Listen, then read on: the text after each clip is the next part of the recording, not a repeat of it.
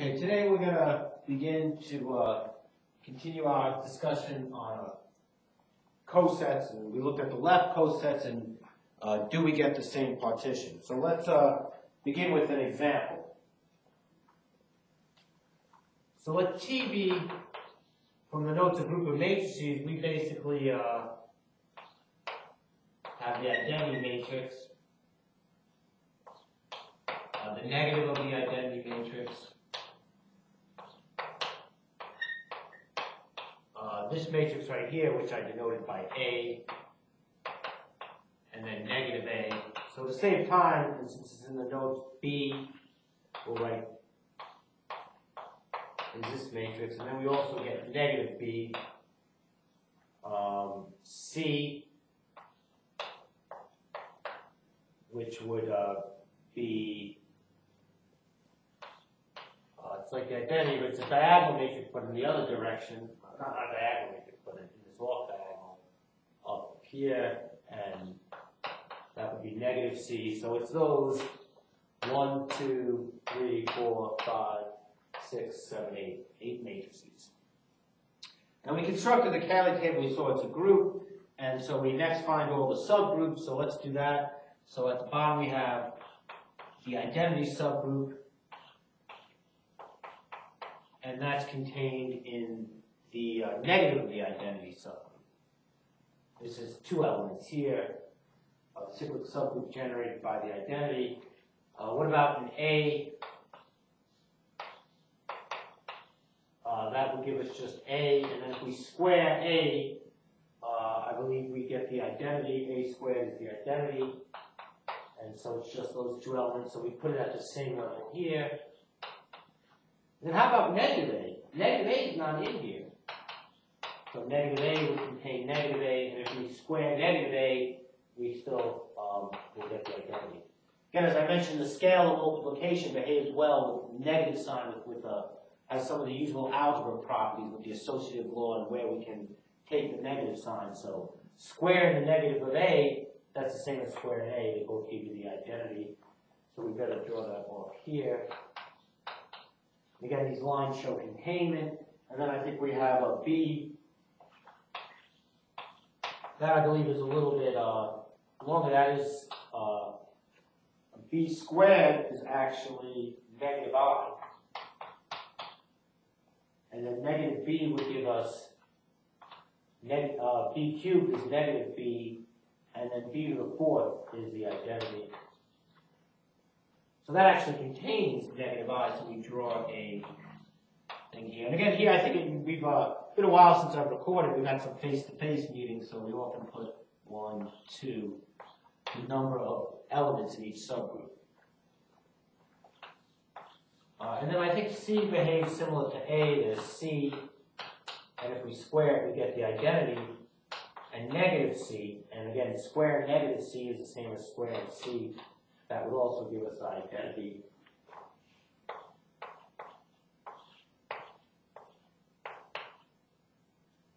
And none of these are contained in B, right? B doesn't have, the cyclic subgroup generated by B doesn't contain any C's or A's. And then at the top, we have this group T. So again, that's the subgroup lattice for it. Let's investigate the cosets by a couple of groups. Also, I remarked that the order of each subgroup seems to divide the order of the group. 8. And we know now that's true by Lagrange's theorem. We went through some of that in a face-to-face meeting. So let's look at some cyclic subgroups. Let's start out the cyclic subgroup generated by A. Let's take H. This is our subgroup that we're going to look at, the cosets mod H. So think of H as being our subgroup. So what do we have? We take the identity coset. So the coset determined by the identity. And that would just be just the elements of A itself.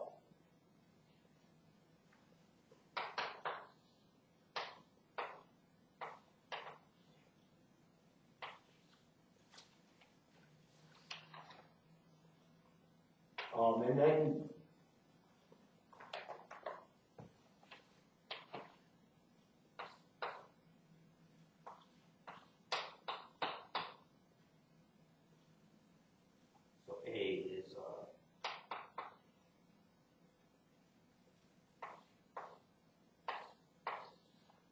right away we know that's always going to be the, that's the left coset, that's going to be the right coset determined by the identity. You know, let's put a capital A here. So again, sometimes I like to, in the notes, I use the matrix notation just to distinguish these are two different things. This is a set here, this notation, the A with the triangle, that's a cyclic subgroup, and then we multiply each element of the set by the identity. And that in the left and right coset, that'll always be the same. So now, let's pick something else. So let's pick something that's not in the coset. We can, and I also should remark, this is also equal to A.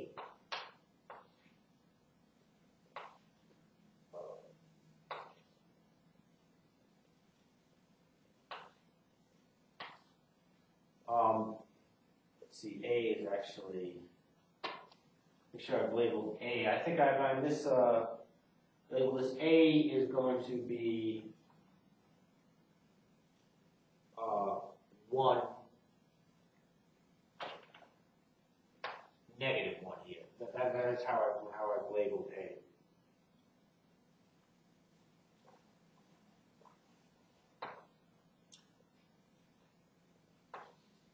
So that's the left coset, and this is also equal to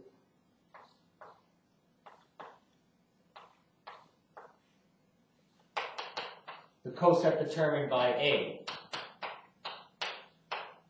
Right? Any elements that are in the same coset, they determine the same two cosets. So those two left cosets are equal.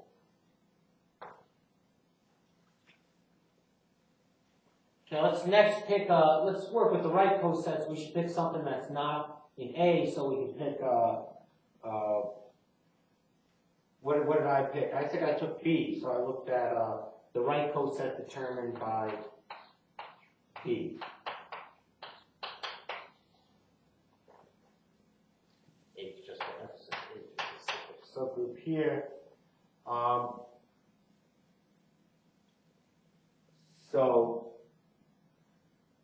So what did I get in that coset? That right coset is,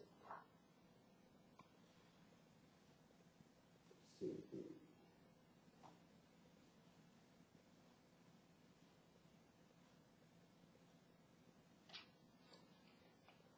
see, so that cyclic subgroup is determined by that.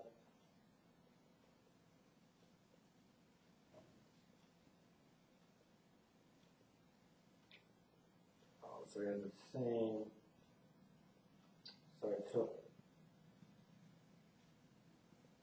this, okay, I see, well, okay, I was looking through ahead of my notes, I actually wrote the product, I saw 4 elements there, there should only be 2, and it's these 2.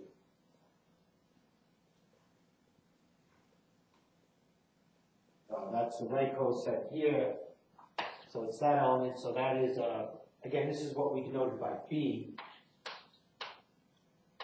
And it's the same thing as the coset determined by, we could have used this other element as well.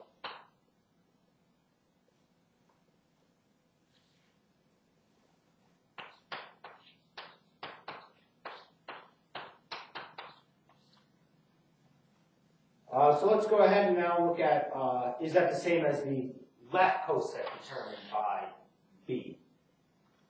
So if we look at 0, 1, B, if we multiply each element, each of the 2 elements in A by that, we get that it is a,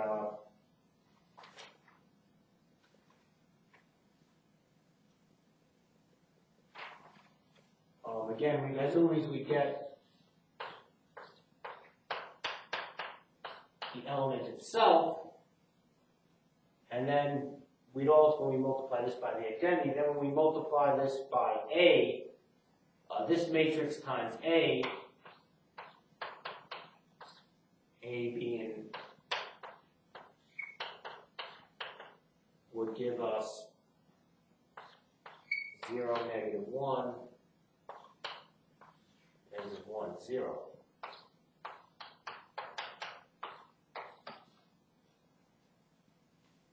So these 2 cosets are not the same. We get a different partition.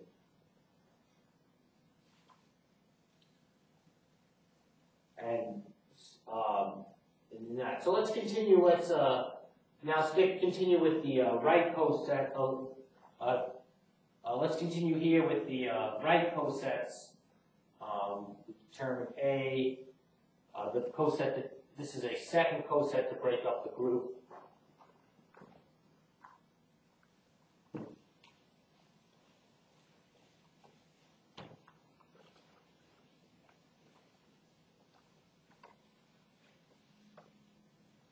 And we can take a third coset. We pick something that's not in the same coset, so we pick those two cosets. We pick negative B.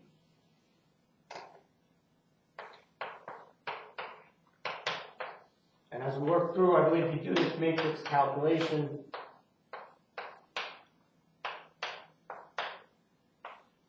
you end up with these. Again, H is A. I guess I'm sticking with my notes. I'm writing H instead of use less symbol. But H consists of A and the identity. So H is just 0, 1, negative 1, 0, and then the identity. So that's a second, that's a third right coset. And obviously, since this element is in the coset, that's also the same as the right coset determined by this element.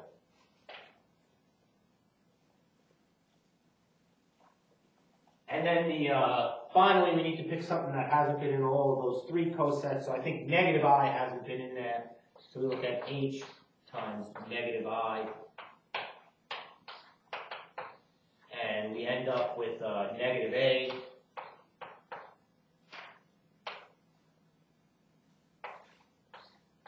And of course, this element itself.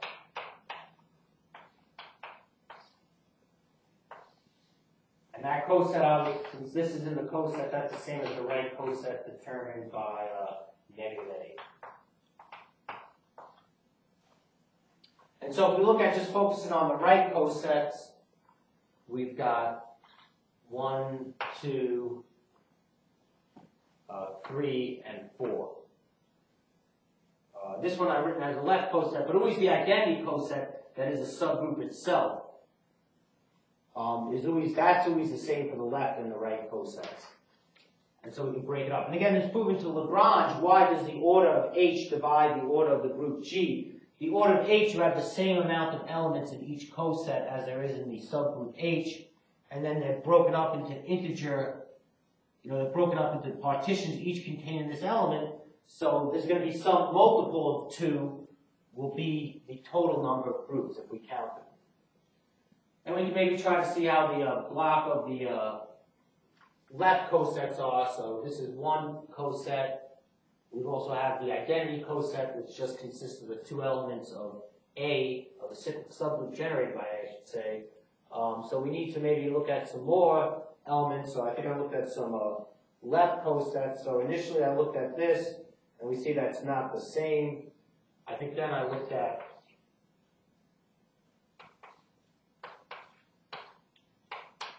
this left coset, and so that would give us the identity. It would give us this element itself, as well as that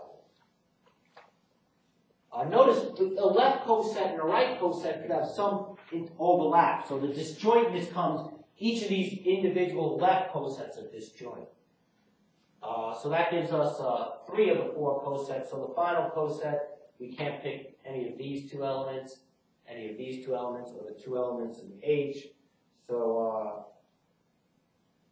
we would look at that, and then I think the negative identity one. Have we gotten the negative of the identity? Or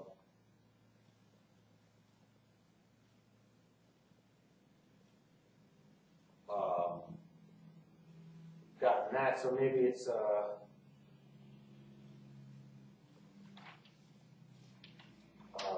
what is a coset? So there's the identity coset. You can look at the coset determined by B, that's this one here.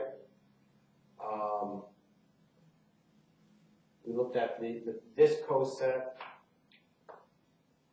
And finally, I think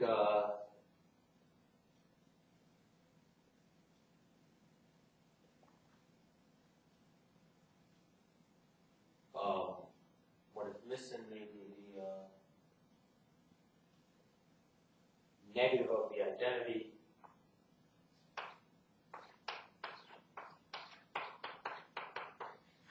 And so that would give us this element, and then if I multiply A by this element, that should give me negative 1, 0,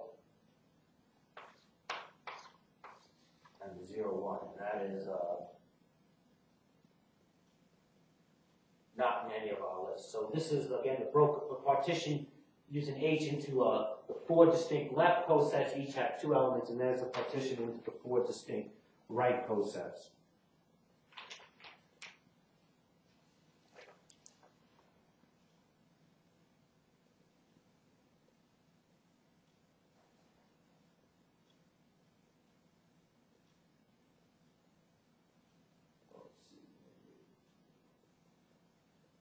So let me make sure these are correct.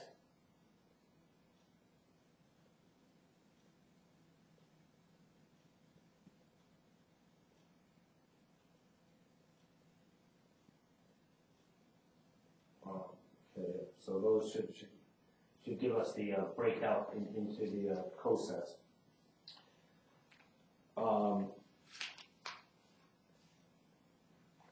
So we'll look at some further examples using a familiar group of the matrices.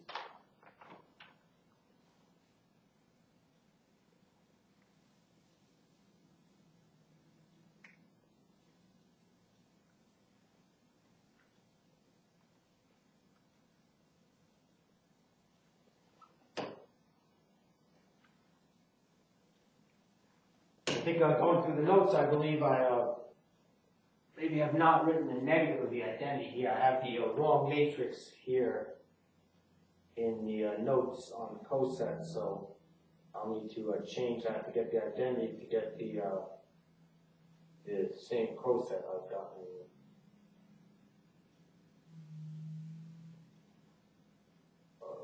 Coset or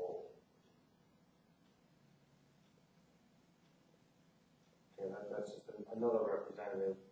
But anyway, I think I've gotten this one correctly in the notes. I don't think there's a mistake in the notes, but I don't think I've listed all 4 distinct cosets. I asked to list 2 more cosets, but one of the ones that I've listed appears to be the same as the previous one. Okay, but anyway, those are breakups into the left cosets. Those are, you can take a representative, you can look at the identity coset, then the coset left coset determined by B,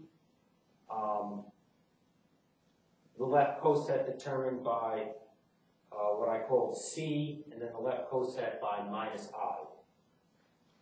Okay, so we'll look at another example now in our familiar group of the 6 matrix G.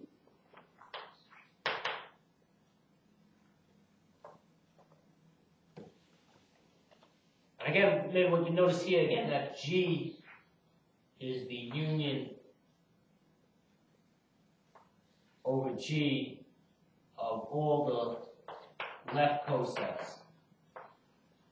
And also, you may get a different breakup, but it's also the union if you take over all elements A, the right cosets.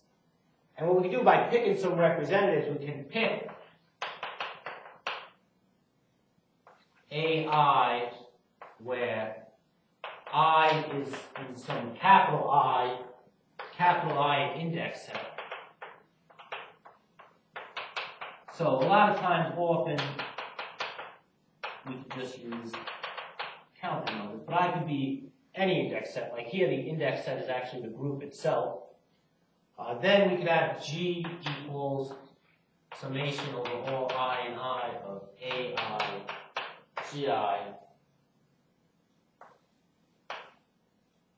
and G is also the union over,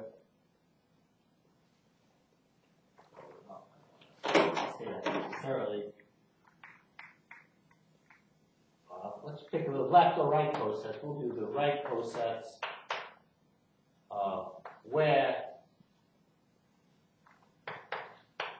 if I is not equal to J, the two right cosets are empty. And we talked about that in the face-to-face lecture, right? Some of these may overlap. Each member here is either the same as another member or distinct. So if we get out all repetitions, if we trim down how many sets we index over, we'll be able to get it disjoint. And you can do the same for left cosets, and the number of representatives you need is the same, whether you use left cosets or right cosets. However, the actual representatives that would work may be different.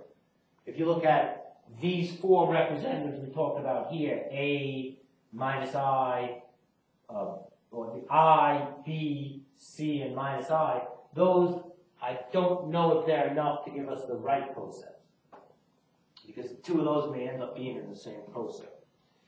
So that's just a way to disjoint. So the other example we'll look at is now G is you have that matrix group, 2 by 2 matrix. There's 6 of them. I think we use K. And we'll look at two subgroups. We'll look at H was this subgroup. And if you remember, that was our first example of a group of 3 elements. So we have I times H will always be HI, and it will be those 3 elements.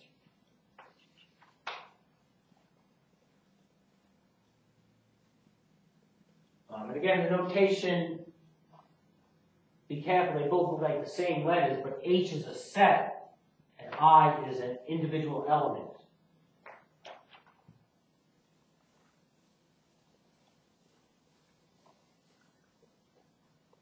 And so we need to find another right coset. Let's look at the right coset. And let's look at the coset to pick something not in here, A. So let's look at AH. Or the right coset, I guess, would be HA.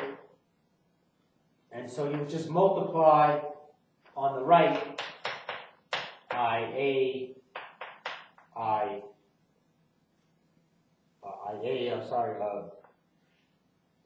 DA, BA, and you come up with those 3 elements, A, C, K.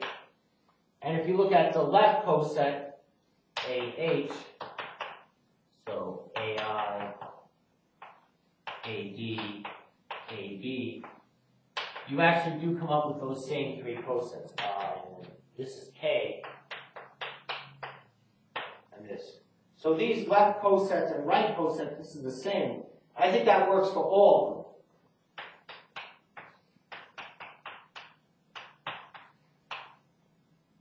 Like, what would BH be?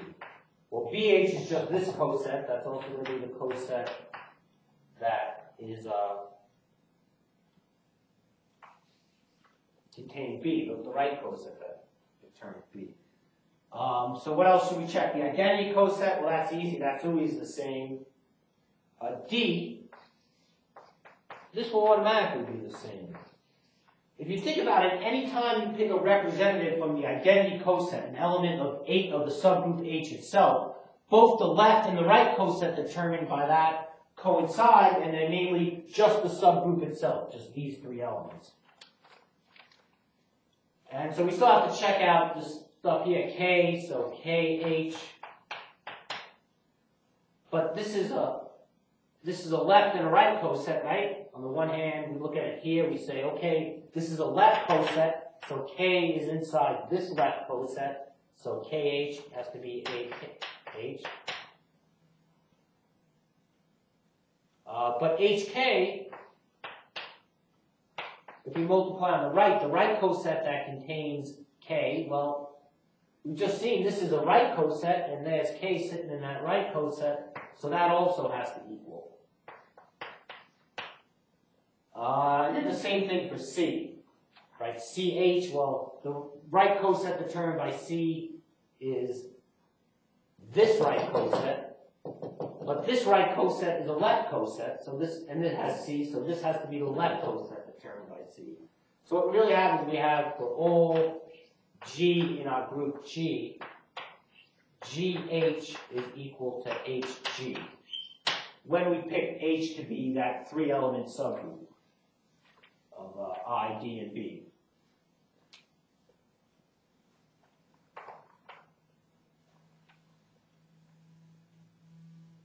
So we give a name for this, we say this is a normal subgroup. And this is going to be very important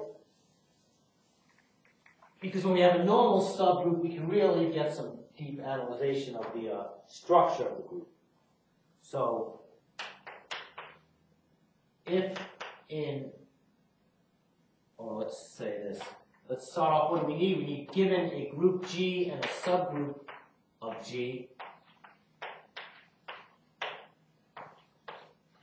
and H is a subgroup of G, that's what that less than or equal to. If for all G in G, the left coset determined by that element is the same as the right coset, we say H is a normal subgroup of G.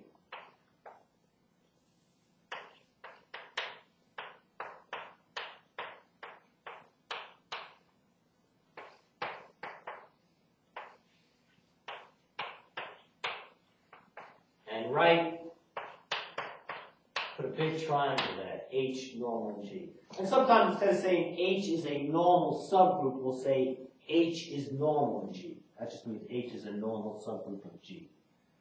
So in this case, that three-element subgroup is normal in the six-element group that has these three and also an element C and K.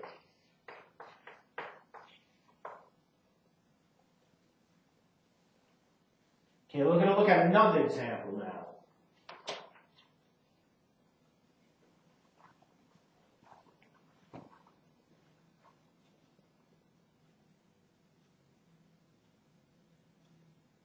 I thought I had that forward focus. Good thing we'll check. We'll scroll over.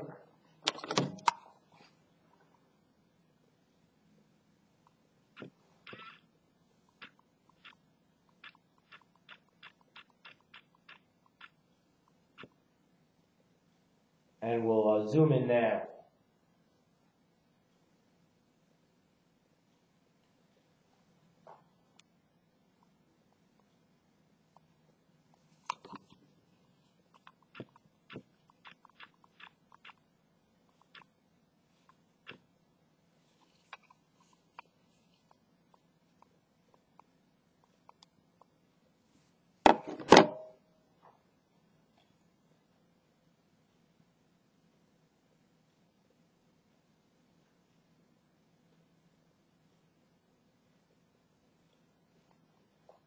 So we'll make sure that board is covered in there, so that has all the way to the end. Okay, so anyway, we'll now go and look at some examples. So we also had in the other subgroup, what about B? I think we can look at, so let's look at a subgroup that's not normal in this. And let's continue with this group here.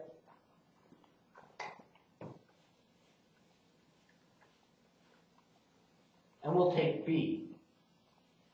So our subgroup is just now that H. Let's look at the cosets of the cyclic subgroup generated by B. B is just B, and then see, okay, let's see. Okay, Okay, now we've looked at B, right? Let's say this is this subgroup here. We'll now look at the subgroup generated by B, which is B and D. We've already looked at that, so let's look at a different one. How about the cyclic subgroup generated by A, which is just A, and then A squared is the identity. And let's we won't go left to right comparing them. We'll just start with focus on the right cosets. So we have the coset determined by I, which is also going to be the coset determined by A, which is just the subgroup itself.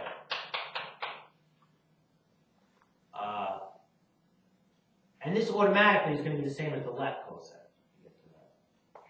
Then what's next? We need to pick another element, so let's look at the coset determined by, I think in my notes I did B. So if you multiply A times B is C, and A times B times the identity is just B.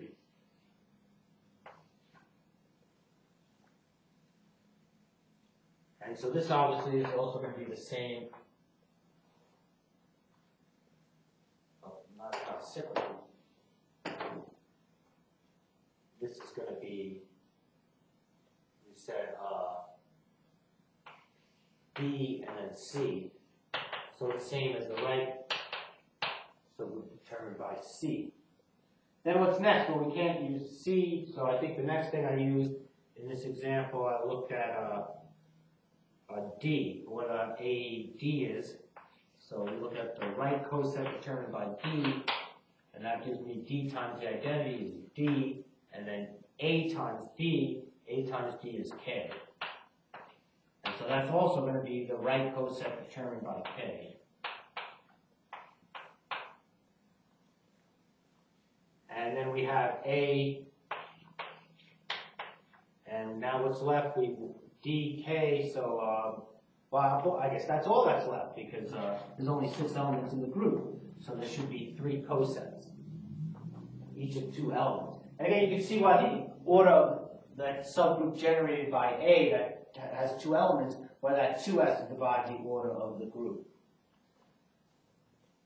Okay, what about the right cosets? Well, we always know this is definitely going to equal the right coset the left coset determined by A, and the left coset determined by the identity, and that's just our subgroup itself. How about B? The left coset determined by B is going to contain B, and then it's going to contain B times A.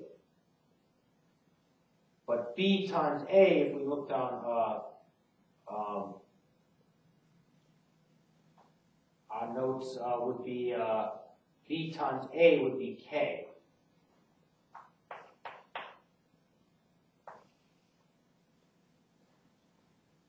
And so this would be this also the left coset determined by K. So we see this is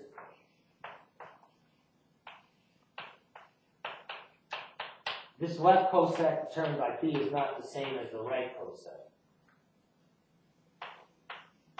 So this is not a normal subgroup.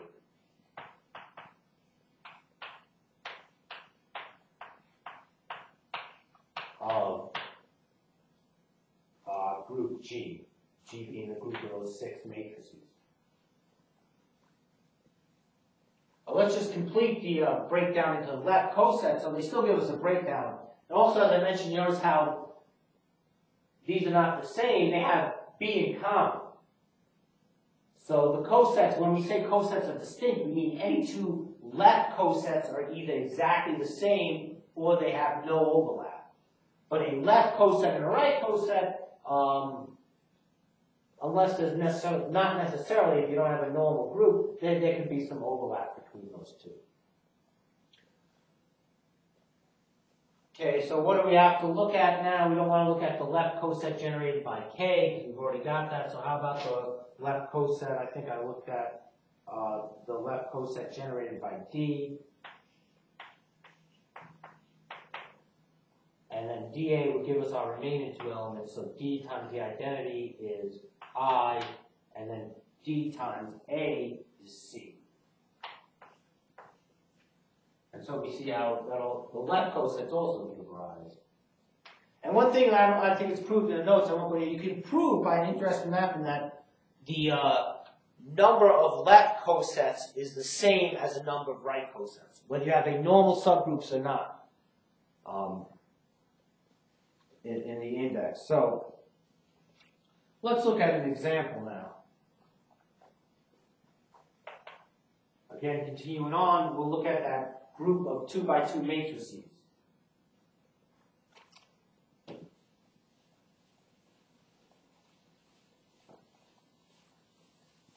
And that's an infinite group, one of the infinite groups we looked at.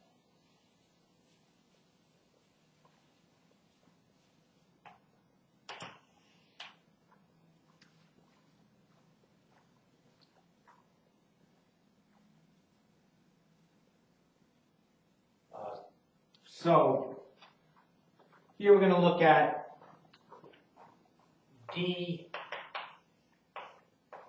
We have an A and a B, and a 1, and A is plus or minus 1, and B is an integer. And as our subgroup, let HB be the cyclic subgroup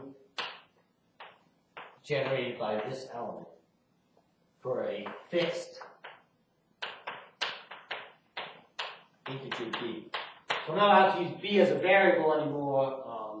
B is now, think of that as being fixed. So what's actually in this element? What's in this subgroup? So HB has this, and then if we square it,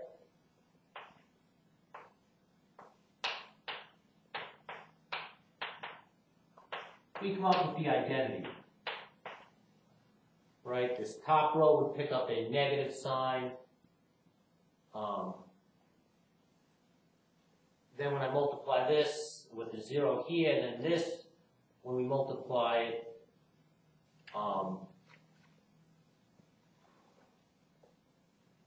here that would be 0, that would be 0. This would be negative B plus B, which is 0. And then this would be 0 plus 1. So it does work out to be identity. So we have 2 elements in this HB. So we know there must be infinitely many cosets.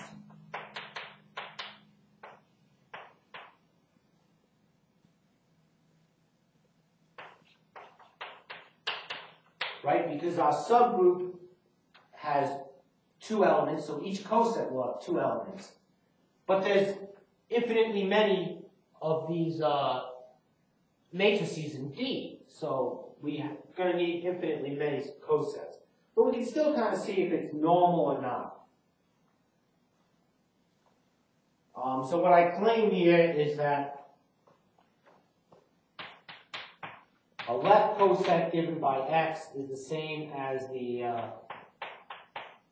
right coset if and only if X is actually in HB itself.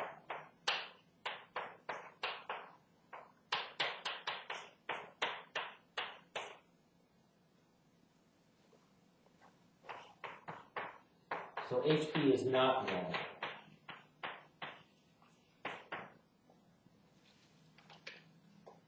Okay, so I went through an argument for that in the notes, and we can maybe I just kind of go through some of the highlights of that, and not all of the details as to how to show whether those things are normal. So again, we want to think of B as being a fixed element. And so what does it mean to be normal in a normal subgroup?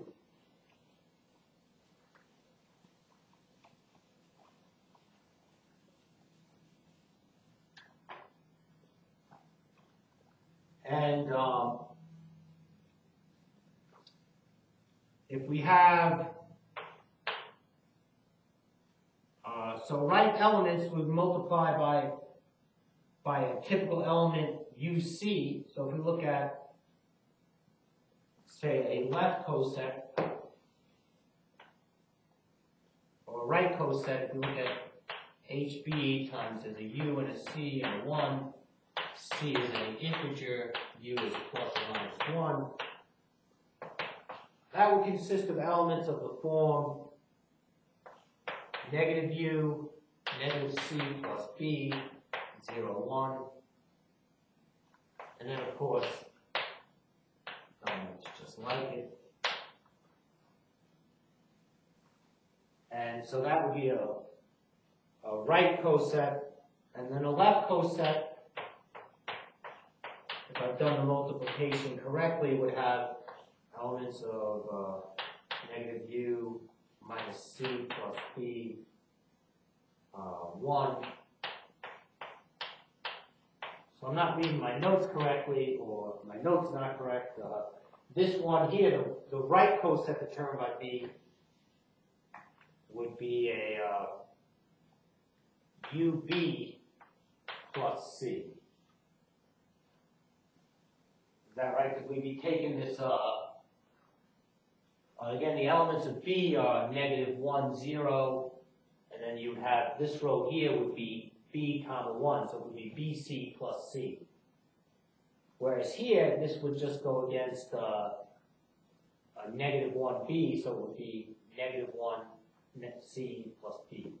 So yeah, so those are the two elements in the left coset. This is for you. So we just want to see, could this happen? And I claim the only time it happens is when it has to happen just with the identity, when you have X as one of these two elements.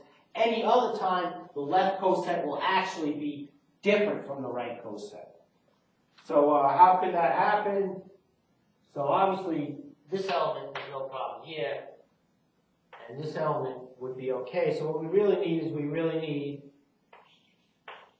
UB plus C equals negative C plus B. If the two cosets are the same, we have to satisfy that equation.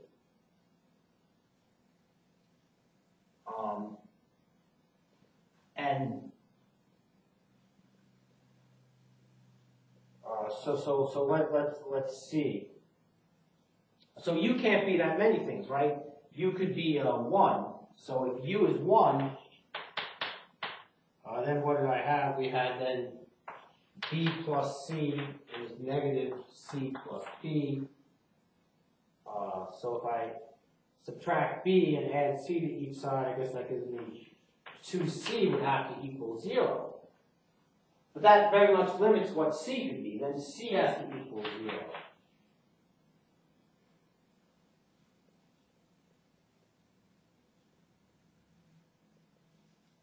So C would have to equal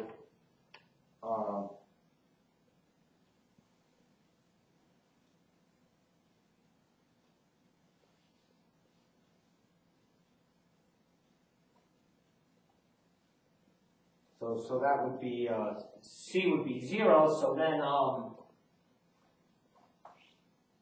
we would have U 0, 0 then. But this is true if U is 1. So then you must have had U is 1, C is 0. So this element here has to be the identity, and so that's the identity coset. And so that takes care of the case when U equals 1. Now U could be negative 1.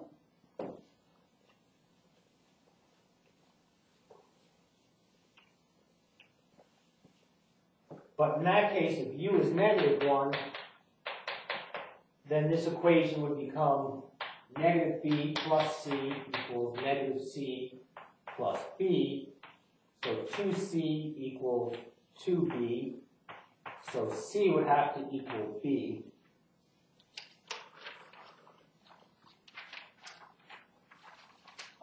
So then what we would have is our matrix would be our arbitrary matrix of the group.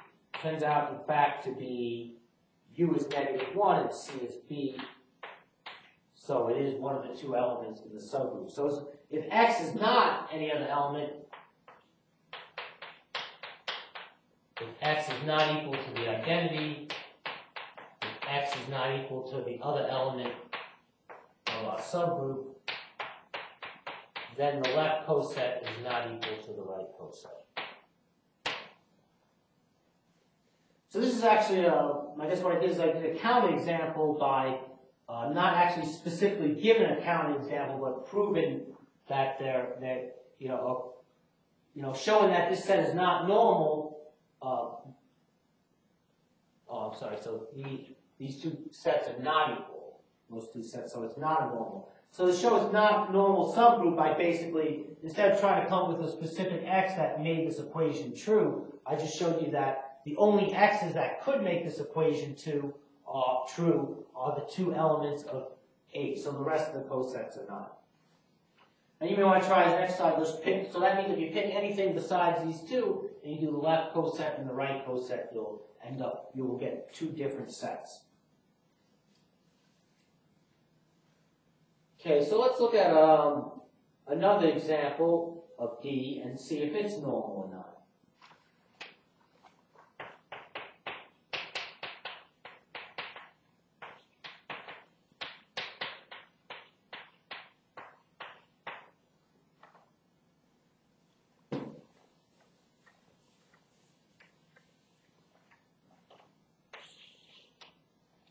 So here we're going to look at a special case of you want to fix m in Z n not equal to 0. And define n sub m as a cyclic subgroup generated by this matrix, which one can show is going to be 1, Bm, 0, 1, for B being an integer.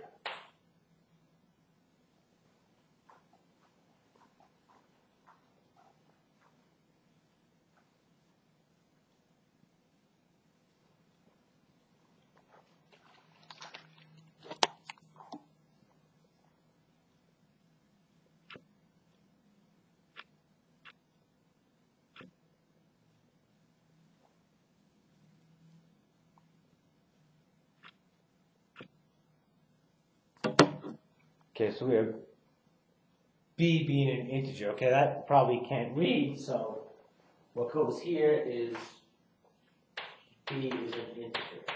And you can just kind of prove that by induction, or I think I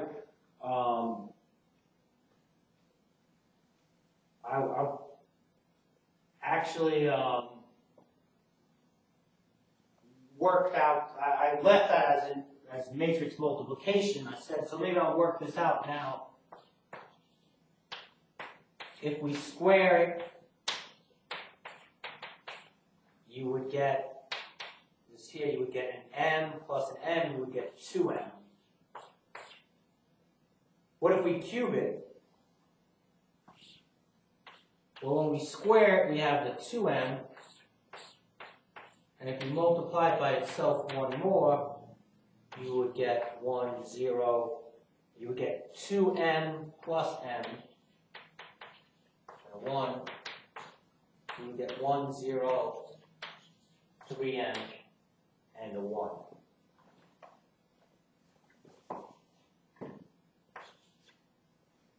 So I think that one in the notes I passed the buck. I said after some matrix multiplication, you can see that is the case.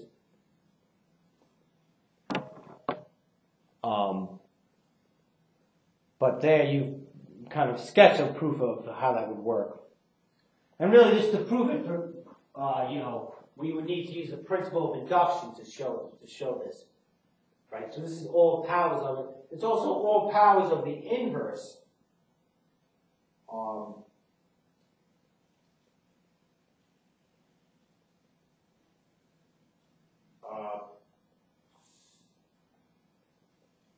So I think the inverse, so how do we get a negative? We also have to, see if we keep raising it to positive powers, we will only have a positive integer there.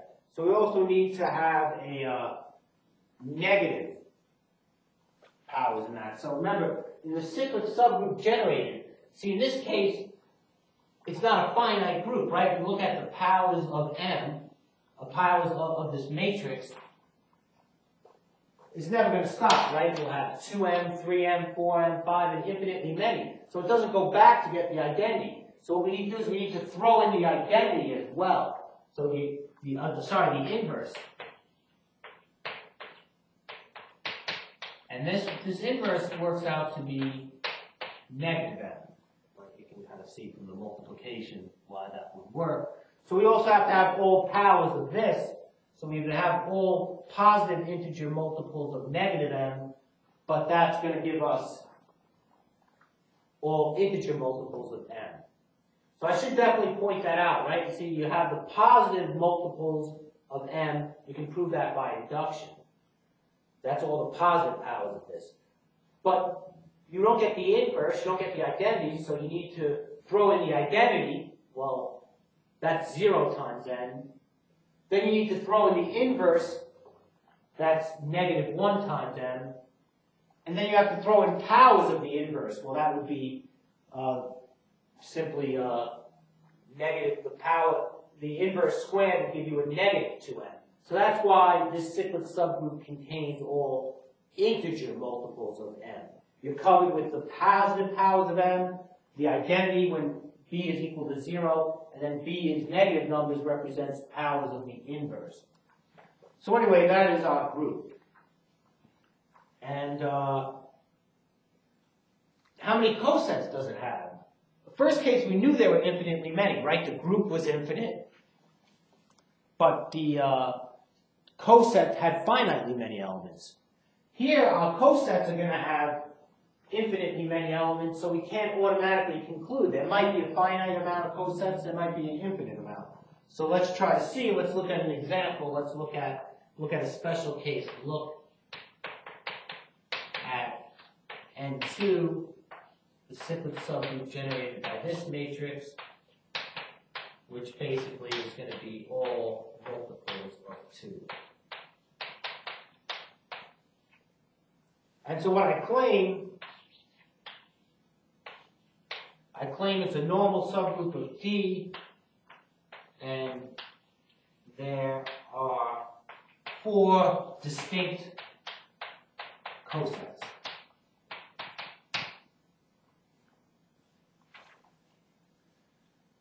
That's my claim, and I went through it. What are the distinct cosets? I kind of reasoned how we get that to prove it. What we want to do is we want to, as always, we take the identity matrix.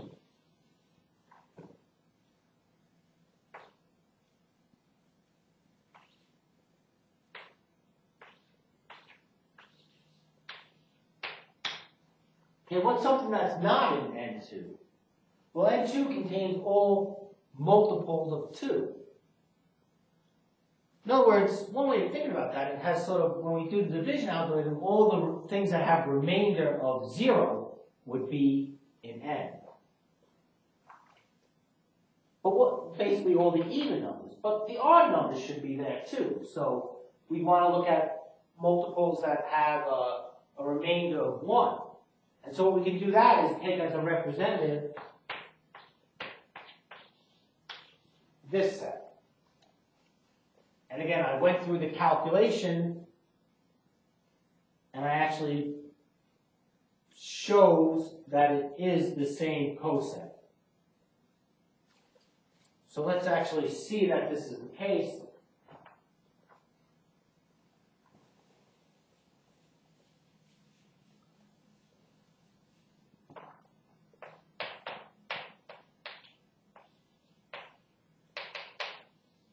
So we would get multiplying a typical element of this, we get a 1, a 0, and this would be 2b plus 1.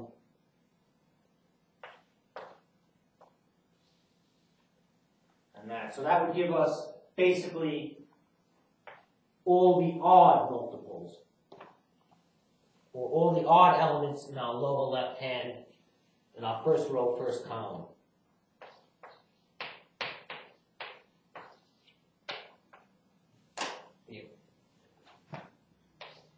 0, 1. This is 2b plus 1.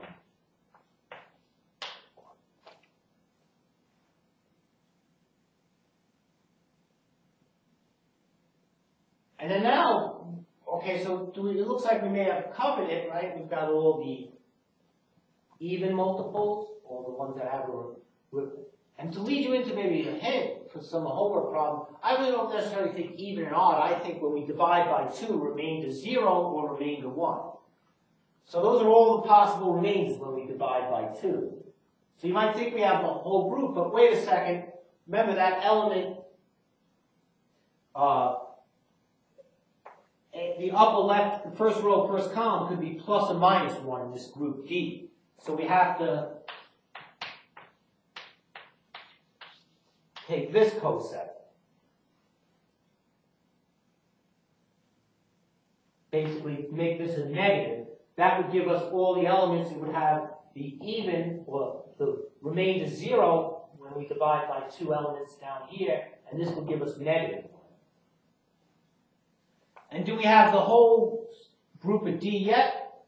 We're close, right? We've got every element in D that has a positive 1 and is even and odd in this entry, in these two cosets. We've got all the matrices that have a negative 1 in the top row and have an even number here in that coset. But we need to look at the odd, negative 1 and an odd number. So we could look at this as our representative. And look at this coset. And these cosets are the same. Again, I think I ran through some of that in the notes. Or if we just put it here, maybe with this example we could look at. So you're taking a typical element like that, you would multiply, you would get 1, 0, and then here you get this one.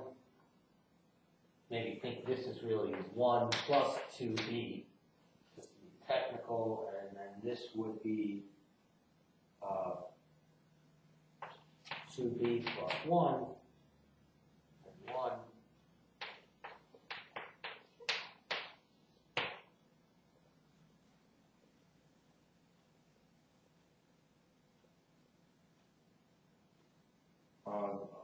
Of that, and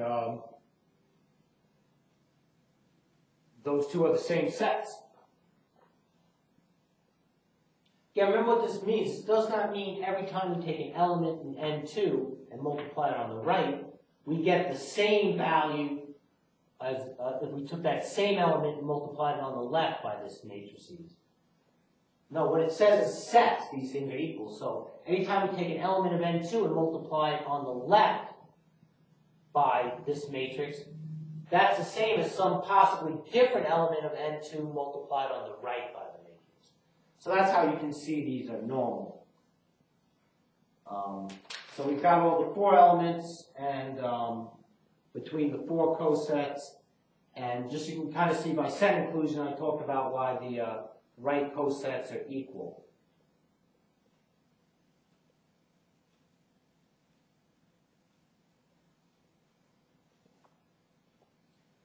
So that's a example of the coset. And we actually bring in some new notation now. Again, I introduced in the face-to-face meeting called the index of a subgroup.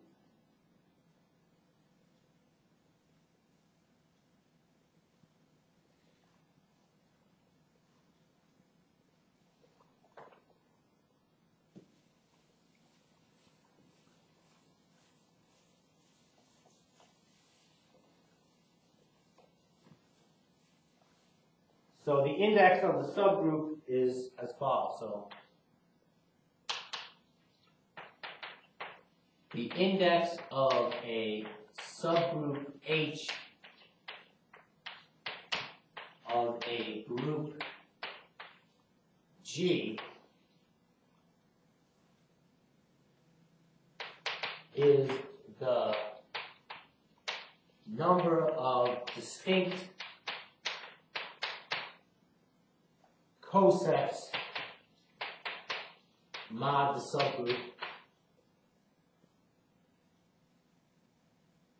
and is denoted by, what they do is they put like a square bracket, like for an interval notation, and you put your big loop G here, 2 dots in the subgroup.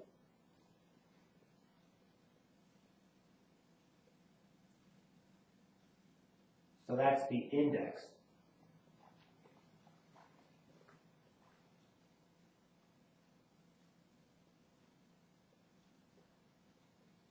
And so what we saw is that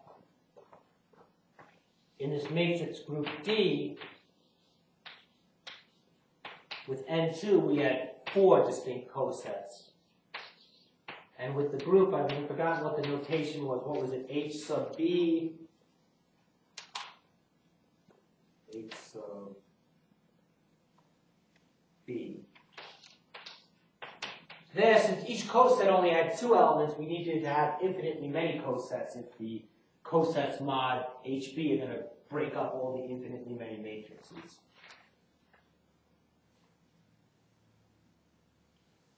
And then I talked to you, I kind of went through a proof that, so you may object to this, why, remember distinct cosets. Should we use left or right cosets? But I actually proved that whether you have a normal subgroup or not, the number of distinct right cosets are the same as the number of distinct left cosets.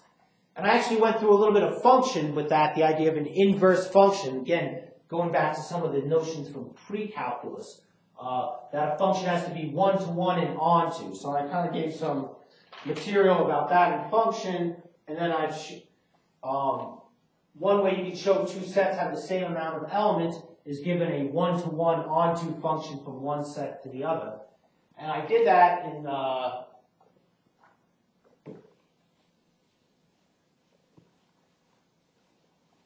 way that follows. Now obviously if it's a normal subgroup, we don't have to worry about the number of left and right cosets are certainly going to be the same because each left coset is also a right coset. It's the same one, and so that's not a problem. But in general, that's true for any group. So we define, if we look at collection of left cosets, so we look at all AH as, I only started with the right, I think. HA as A and G. And so I think I called that, maybe I didn't even call it A, but we can think of this set as S. And then T is all the left cosets.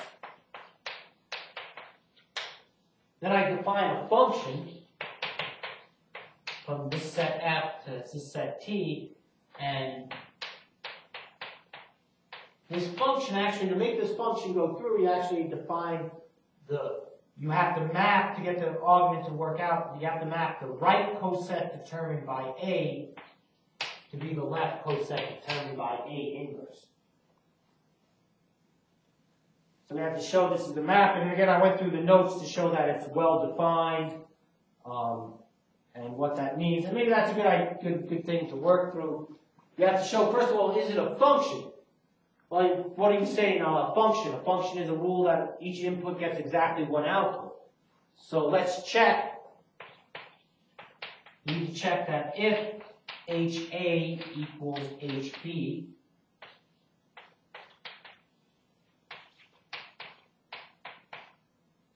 then f of HA equals f of HB.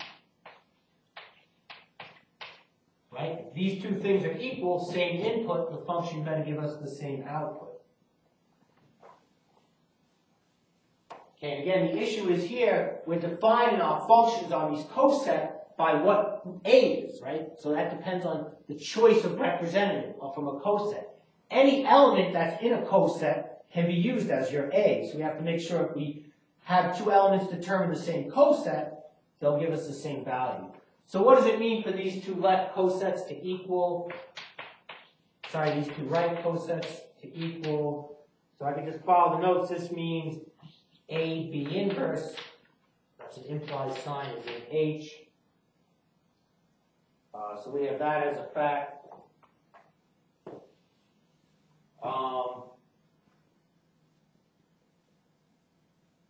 So let's keep that in mind and see how that can possibly help us.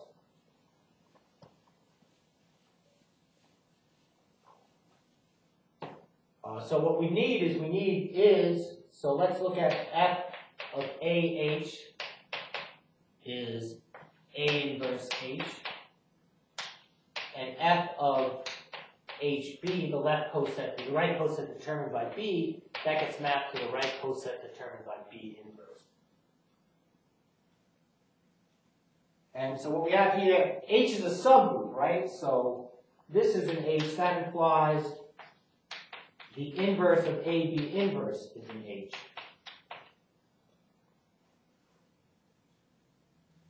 But that implies, by shoes and socks, the inverse of B inverse, which is B, and times A inverse is in, no, I don't like doing that. Let's why simplify it. That implies B inverse inverse times A inverse is an H. But if you think about this being your element, this is exactly multiply on the left by the inverse, so B inverse A, H equals A inverse H. And why is that? Remember, just in general, I'd like to kind of put this off on the side. Let me use X and Y. So the left coset determined by X is the left coset determined by Y, if and only if, say, Y inverse X is an H. Or of course, you could, X and Y is symmetric, X inverse of Y is an H. So what we're doing here is, if you will, the role of Y is being played by B inverse, and the role of X is being played by A. So we've just applied the definition. And so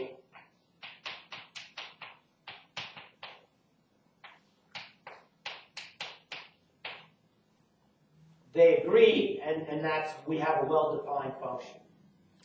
And it's pretty simple to see why it's one-to-one and onto.